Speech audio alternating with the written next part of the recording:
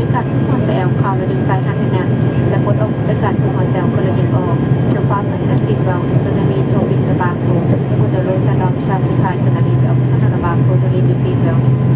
ในห้องโดยสารที่ประกอบด้วยประตูฉุกเฉิน4 ปอง2 ปองทางด้านหน้า2 ปองทางด้านหลังจะประกอบทั้ง2 ด้าน This cabin has for emergency exit to and one and to and the rear with cabin สายทางแสงที่มือทางยางจะบ่งบอกทางออกไปหาประตูฉุกเฉิน The follow luminous for the eye of the exit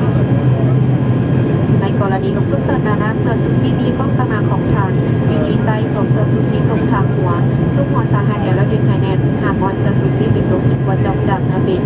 ดึงแคบแสดงว่าจอมจากประตูฉุกเฉินถ้าหากระบบเป็นลมใส่กันก็ได้เบาเราแสดงมาทางเสื้อซูซี่ลงไปเสื้อซูซี่ที่หูเองมาอยู่ในน้ำ In the event of emergency condition a live vest located under your seat put the live vest over your head secure the strap around your waist do not inflate the live vest until you are near ground put the leg strap downward to inflate just before leaving the aircraft it can also be pressed by no will get the mount to the light will automatically illuminate when in the water